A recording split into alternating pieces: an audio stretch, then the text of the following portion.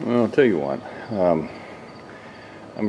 This is kind of an update or more of a kind of talk you through what's been going on and why it's going on and whatnot. But I'm going to start with, I am a failure at trying to do these videos at times.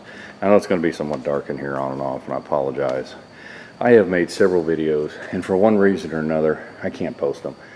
Whether it's I don't know what I'm talking about. I say stuff and don't realize I'm saying it at the time it's wrong. And I, like I said, without an editing program, I really can't go back in and fix it. And I don't have time to just make these over and over and over again, especially if I'm working specifically on something that I can't undo while I'm working on them. So with that said, I'm just going to have to. I actually made this video already once the other day, and I'm going to have to redo it again. Plus, there's a couple of other updates. So let's get started with why I haven't put any videos out. I have that hour-and-a-half video of me pulling the nose off the boy's Malibu.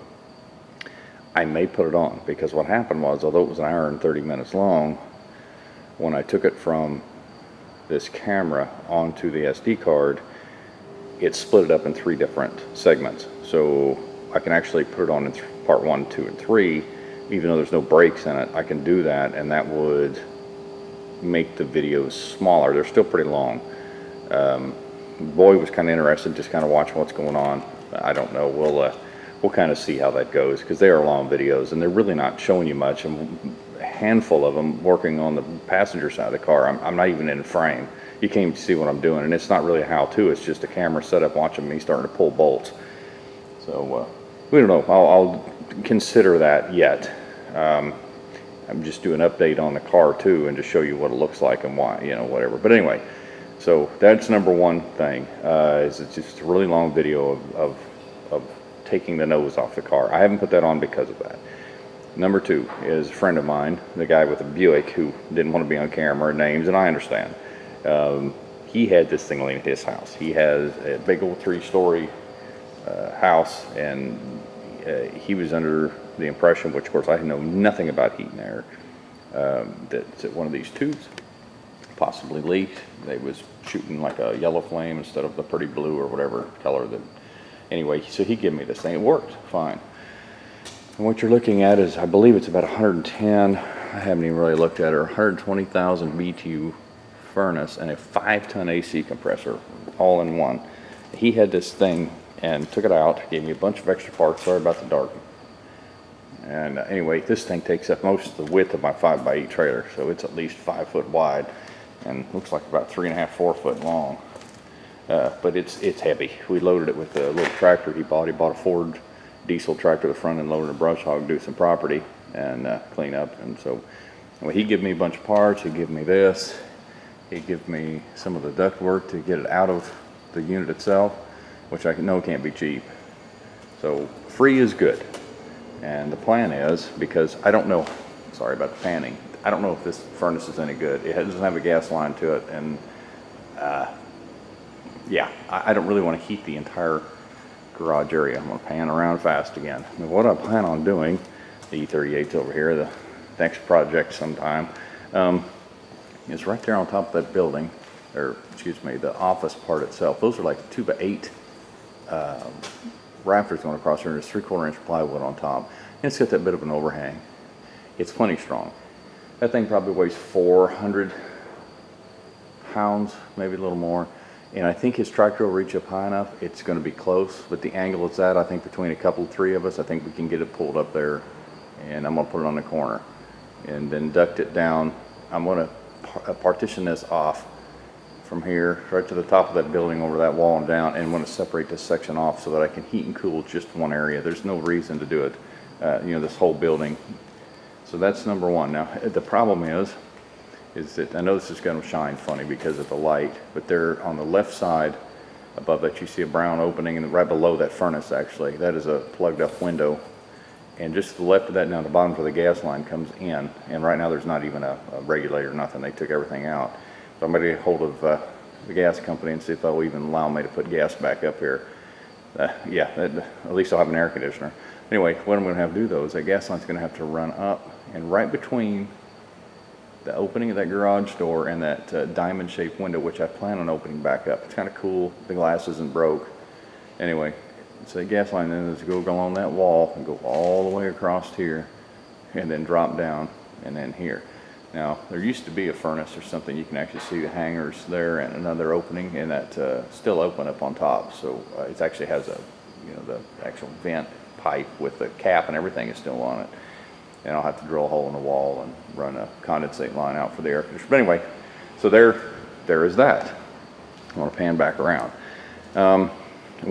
This is something I just found this morning when I got here. I've got a guy helping me on the roof. He's actually doing most of it. I climbed up there and helped him the other day because he filled up a lot of the holes, because the unfortunate part about tar is that it will find its way through holes once it gets hot. You smear it on there, it looks like it's going to stay. A couple of hot days go by, you get back up there on your roof and the tar is now gone.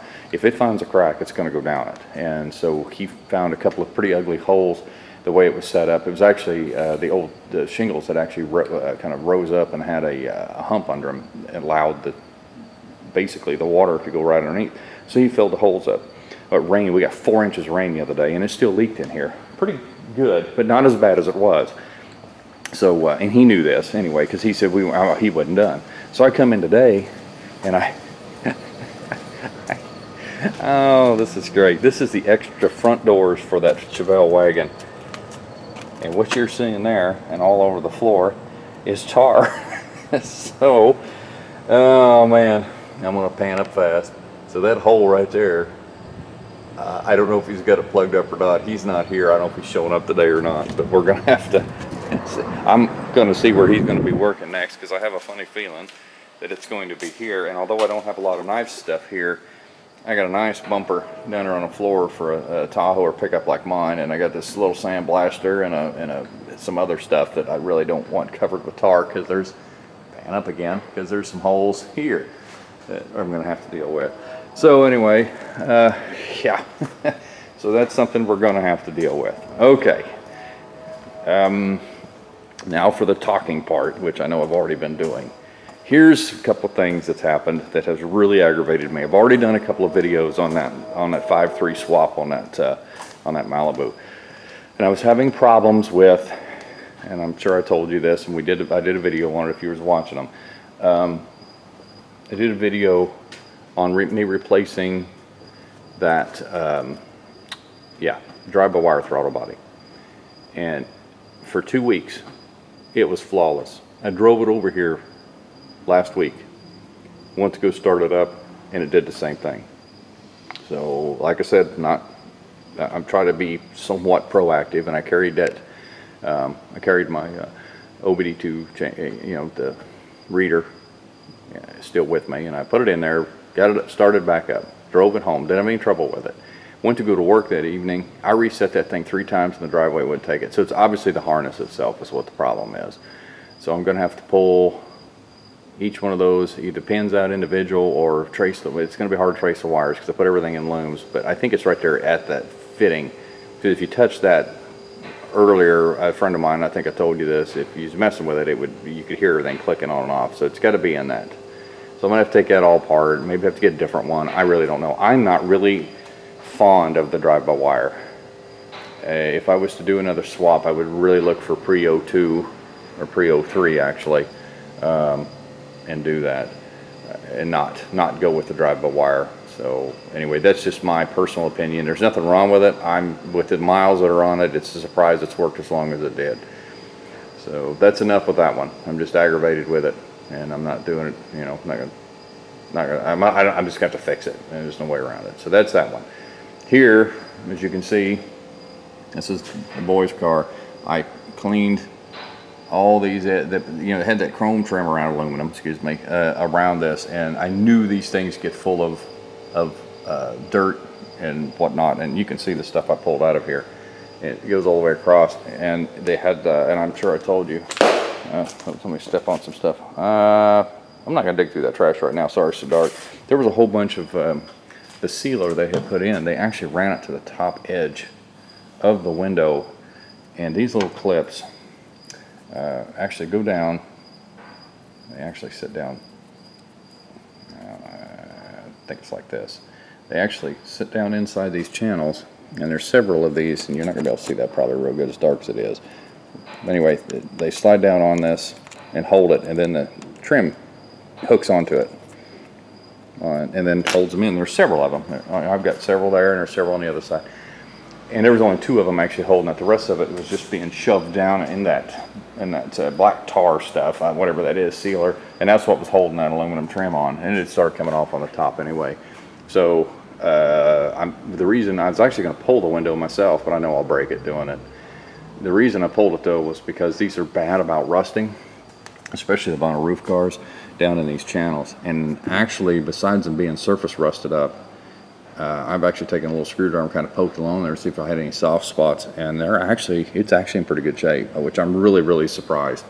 So I expected this to have multiple holes, because I think my 76, it was never a vinyl roof car. I think it's got a couple of spots that are looking pretty bad. So anyway, so this actually is a good thing. So I'm not going to pull the window. I'm going to clean this out and use a rust inhibitor 2 or 3 times, or however times it takes to where it changes this around. Then I'll put some good primer. You know, just do what I can to surface it up and then prime it, seal it, whatever it takes, and then see if I can stop that from surface rusting up and tearing the paint up or whatever. So that's actually a good thing, because I know the floors are pretty rotted. When I pull the interior, I'll show them to you. The floors have a couple spots because these things are notorious about leaking around this rubber seal, and these are actually new seals. I actually bought these brand new, and they don't seal worth a crap. They're falling apart, and I think I've made mention of this before, but I mean, you can actually, the water just comes, it's terrible. So this actually, I'll open that one up, you can actually see the crack in that one. These are brand new,